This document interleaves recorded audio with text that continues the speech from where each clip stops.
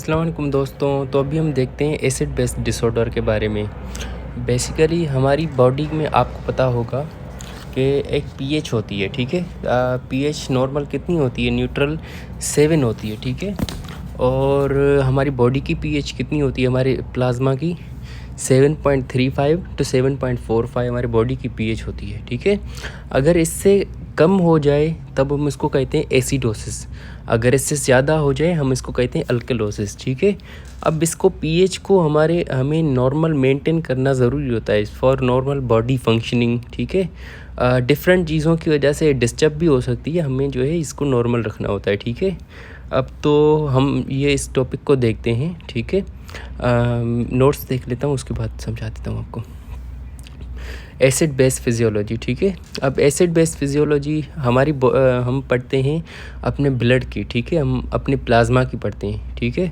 अब हमारी प्लाज्मा की नॉर्मल पीएच होती है 7.35 से लेकर 7.45 के बीच में होनी चाहिए, ठीक है। इस पीएच में जो है हमारी बॉडी नॉर्मली फंक्शन करती है, ठीक है। अब इससे अगर कम हो जाए तो हम इसको कहते हैं एसिडोसिस।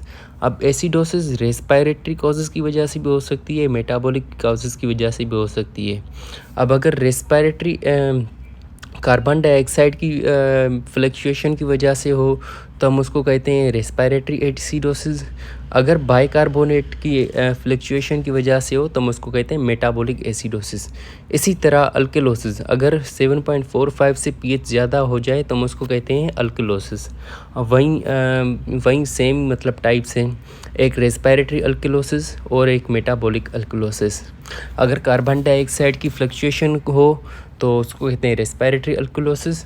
अगर बाइकार्बोनेट की फ्लक्चुएशन हो तो उसको कहते हैं मेटाबॉलिक अल्कलोसिस, ठीक है। ये आप याद रखिएगा।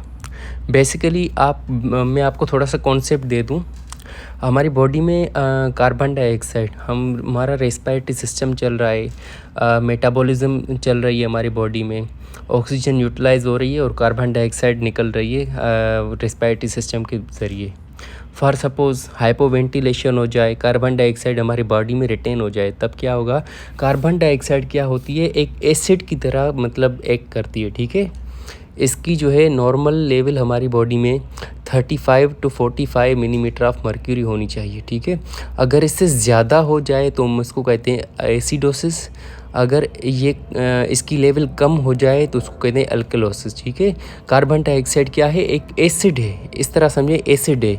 अगर एसिड बढ़ जाएगा तो उसको कहते हैं एसिडोसिस। अगर एसिड कम हो जाएगा तो उसको कहते हैं अल्कलोसिस, ठीक है। अब बाइकार्बोनेट एक बेस है, ठीक है। बेस की लेवल अगर बढ़ जाएगी तब उसको कहते हैं अल्कलोसिस। अगर बेस की लेवल कम हो जाए तब उसको कहते हैं एसिडोसिस, ठीक है। इसकी नॉर्मल लेवल होती है कार्बन डाइऑक्साइड की 35 टू 45 मिलीमीटर ऑफ मर्क्यूरी और बाइकार्बोनेट की होती है 20 to 28 milliequivalent per litre, ठीक है। ये आप याद रखिएगा। अब रेस्पिरेटरी कॉजेज़ में जो होती है कार्बन डाइऑक्साइड की फ्लक्चुएशन होती है, रेस्पिरेटरी एसिडोसिस हो, रेस्पिरेटरी अल्कलोसिस हो, उसमें कार्बन डाइऑक्साइड की फ्लक्चुएशन होती है। और मेटाबॉलिक कॉजेज़ में बाइकार्बोनेट की फ्लक्चुएशन होती है, ठीक है। अब फॉर सपोज़ करें कार्बन डाइऑक्साइड की लेवल ज़्यादा बढ़ जाए हमारी बॉडी में, तब हम उसको कहते हैं रेस्पिरेटरी एसिडोसिस। अगर कार्बन डाइऑक्साइड की लेवल कम हो जाए तब हम उसको कहते हैं रेस्पिरेटरी अल्कलोसिस, ठीक है। इसी तरह अगर बाइकार्बोनेट की लेवल बढ़ जाए तब उसको कहते हैं मेटाबॉलिक अल्कलोसिस। अगर बाइकार्बोनेट की लेवल कम हो जाए तब हम उसको कहते हैं मेटाबॉलिक एसिडोसिस, ठीक है। इसी तरह होता है। थोड़ा सा मैं आपको बेसिक कॉन्सेप्ट दे दिया। Carbon dioxide respiratory causes respiratory acidosis या अल्कलोसिस करवाती है और बाइकार्बोनेट जो है मेटाबॉलिक एसिडोसिस या अल्कलोसिस करवाती है। जब कभी भी एक सिस्टम जो है या तो रेस्पिरेटरी सिस्टम या मेटाबॉलिक सिस्टम डिस्टर्ब होगा, दूसरा सिस्टम जो है उसको कंपनसेट करेगा। फॉर सपोज़ करें रेस्पिरेटरी सिस्टम रेस्पिरेटरी एसिडोसिस हो जाए या अल्कलोसिस हो जाए, तब मेटाबॉलिक कंपनसेशन होगी, ठीक है। मेटाबॉलिक कंपनसेशन फॉर सपोज़ करें रेस्पिरेटरी एसिडोसिस में क्या होता है? कार्बन डाइऑक्साइड की लेवल बढ़ जाती है, कार्बन डाइऑक्साइड की लेवल बढ़ जाती है, एसिड बढ़ जाता है, तब मेटाबॉलिक कंपनसेशन होती है। उस एसिड को न्यूट्रलाइज करने के लिए मेटाबॉलिक कंपनसेशन क्या करती है? बाइकार्बोनेट की लेवल की बाइकार्बोनेट बाइकार्बोनेट की लेवल को बढ़ाता है, ठीक है।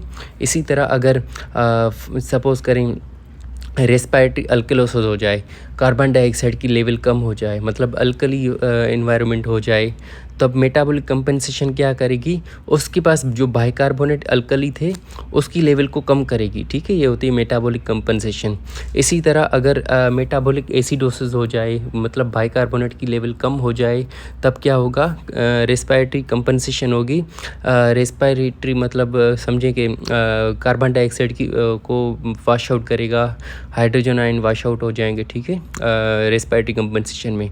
अगर मेटाबॉलिक अल्कलोसिस होगा तब जो है रेस्पिरेटरी कंपनसेशन कार्बन डाइऑक्साइड को रिटेन करेगी, हाइड्रोजन आयन रिटेन करेगी, ठीक है। इस तरह होती है।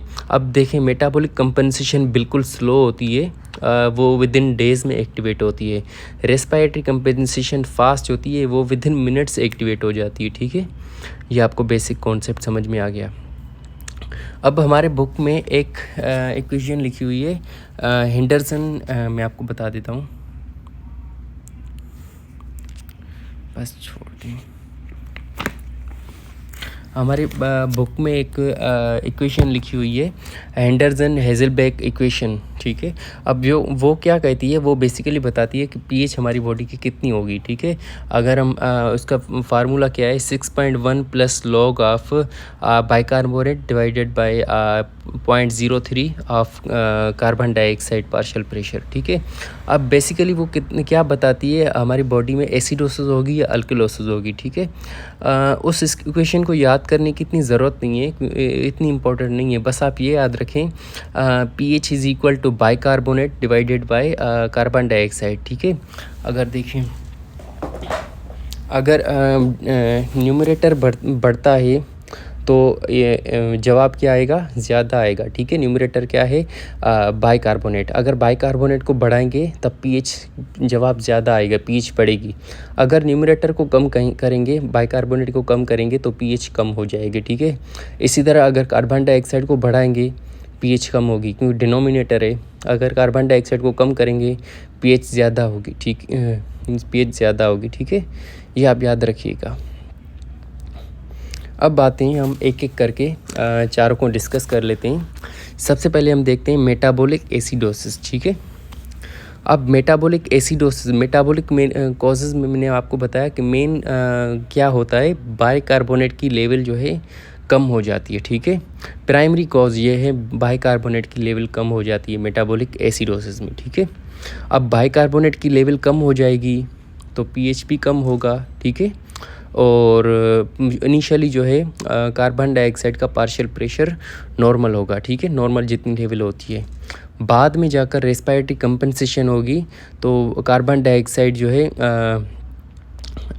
अपनी जो है रेस्पिरेटरी कंपनसेशन होगी, कार्बन डाइऑक्साइड वो वाश आउट करेगा रेस्पिरेटरी सिस्टम, ठीक है।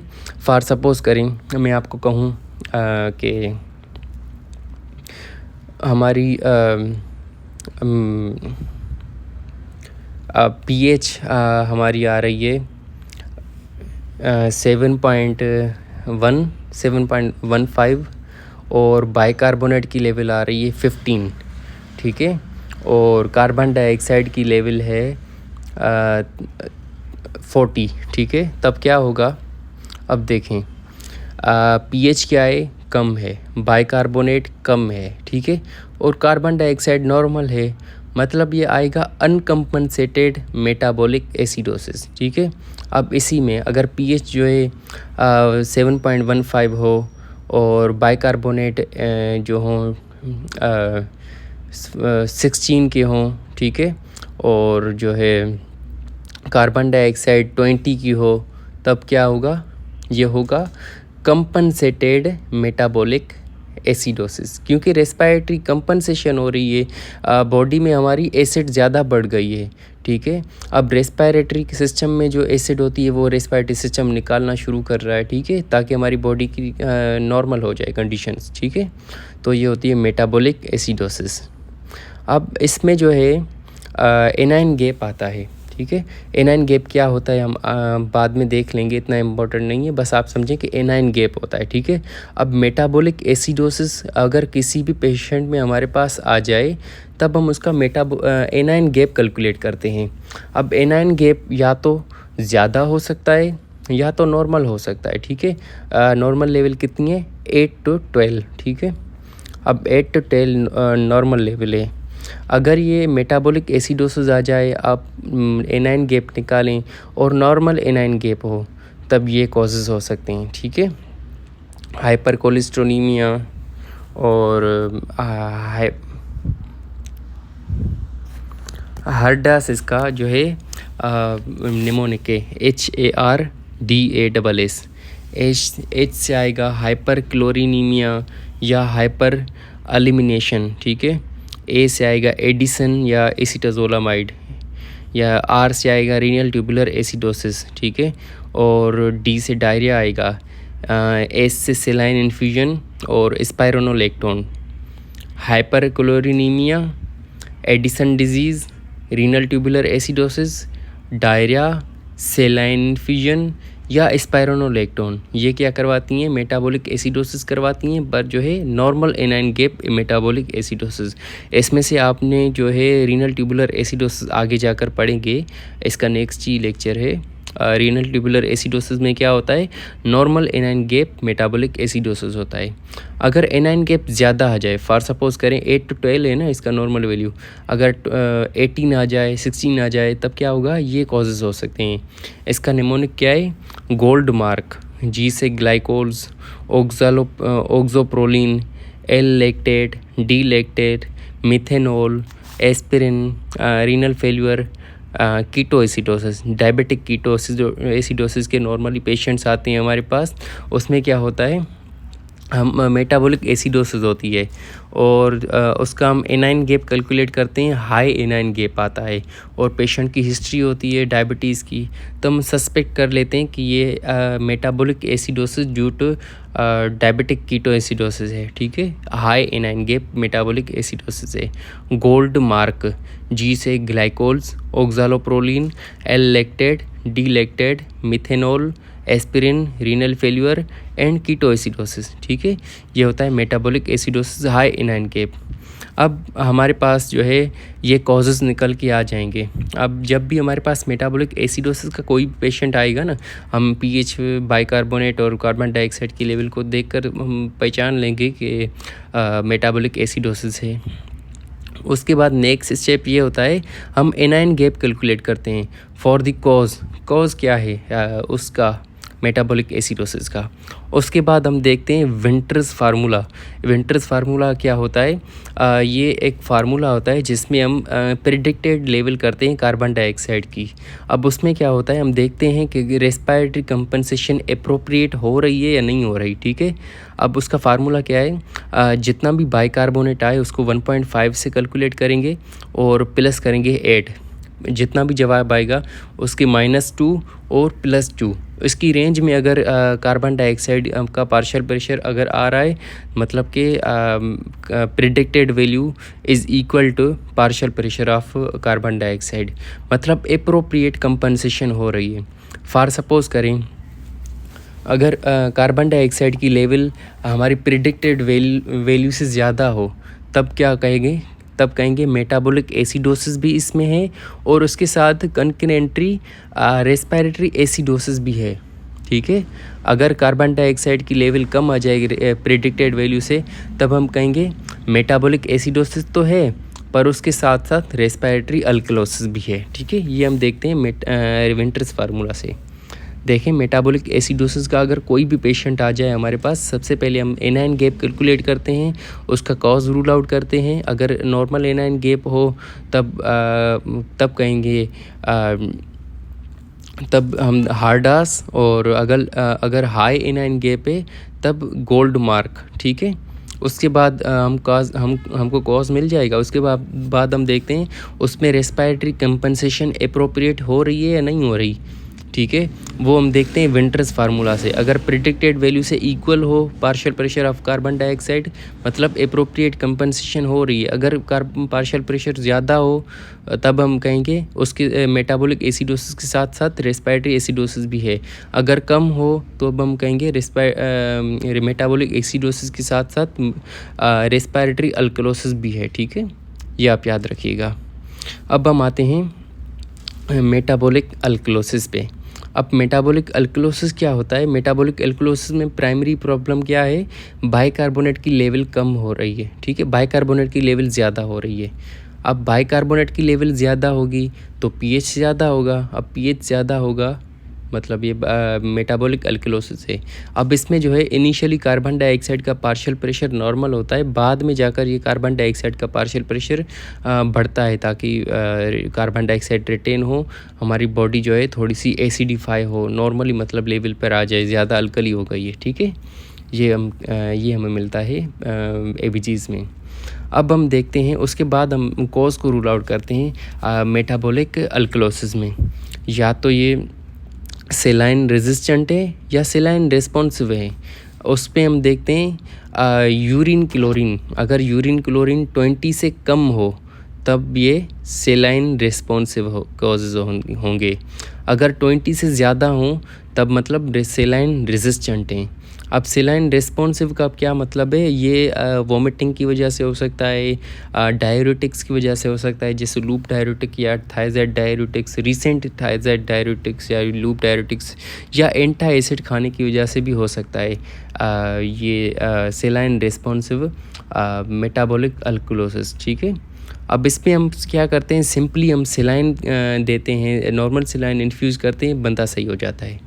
दूसरे आते हैं सेलाइन रेजिस्टेंट। सेलाइन रेजिस्टेंट में क्या होता है, यूरिन क्लोरीन 20 से ज़्यादा होती है। ठीक है, उसमें हम सेलाइन नहीं दे सकते, उसमें हम कॉज को रूल आउट करते हैं, तभी बंदा सही होगा। उसमें क्या क्या हो सकता है, हाइपर अल्डोस्टेरोनिज्म, बार्टलर सिंड्रोम, गेटलमैन सिंड्रोम, या जो है करंट लूप डायरेटिक्स या थायजाइड डायरेटिक्स की वजह से भी हो सकता है।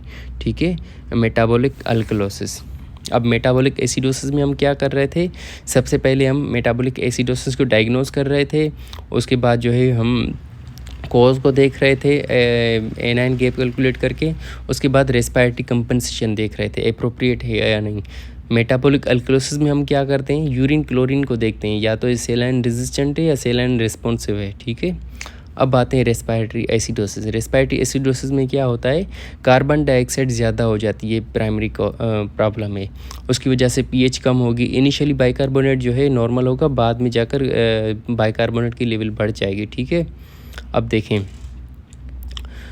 ये हो सकता है, देखें रेस्पिरेटरी एसिडोसिस है ना, रेस्पिरेटरी एसिडोसिस मतलब कार्बन डाइऑक्साइड की लेवल बढ़ रही है, कार्बन डाइऑक्साइड बाहर नहीं निकल रही है। क्यों हो सकती है, या तो किसी ऑब्स्ट्रक्शन की वजह से हो सकती है रेस्पिरेटरी सिस्टम में, या हाइपोवेंटिलेशन की वजह से हो सकती है। ठीक है, ये हाइपोवेंटिलेशन इसका कॉज हो सकता है, एयरवे ऑब्स्ट्रक्शन हो सकती है, या लंग्स डिजीज़ हो सकती है, acute lung disease, chronic lung disease हो सकती है, ओपियोइड सेडेटिव की वजह से हो सकती है, जो कि मतलब मसल्स को वीक करते हैं, वो हाइपोवेंटिलेशन होगी, या रेस्पिरेटरी मसल्स की वीकनेस हो सकती है, जैसे जीपीएस वगैरह में होती है। ठीक है, ये करवाते हैं रेस्पिरेटरी एसिडोसिस।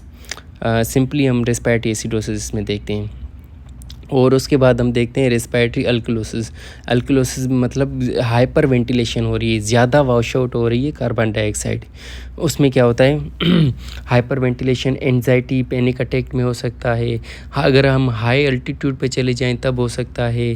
सेल एट की वजह से हो सकता है। पल्मोनरी एम्बोलिज्म में हम हाइपर वेंटिलेट करते हैं, उसमें हो सकता है। प्रेगनेंसी में हम हाइपर वेंटिलेट करते हैं, उसकी वजह से हो सकता है। किसी ट्यूमर की वजह से हो सकता है।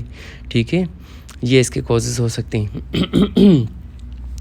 अब हम देखते हैं बुक से।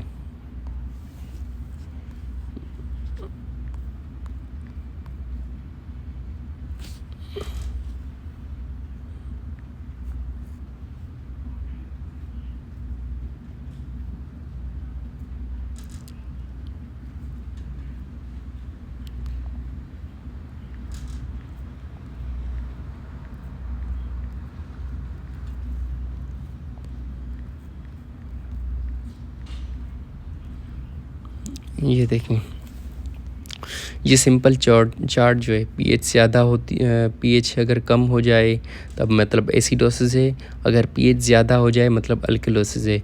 पीएच का हम एरो देखेंगे अगर नीचे जा रहा है या ऊपर जा रहा है, ठीक है। ये चीज़ें देखकर उसके बाद हम कनकरेंटरी बाइकार्बोनेट को देखते हैं।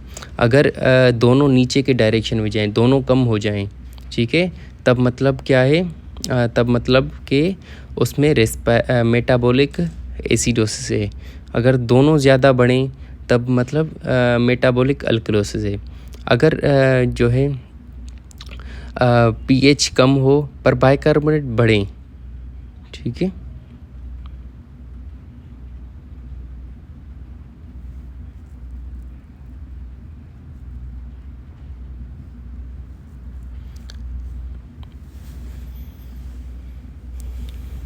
ये हो सकते हैं। ये उसके बाद मैंने कॉजेज़ भी आपको समझा दिए। ये आप इसकी एक निमोनिक होता है, मैं आपको बाद नेक्स्ट लेक्चर में बता दूंगा, ठीक है। बाकी सारी चीज़ें मैंने आपको बता दी तकरीबन। Thank you. अगर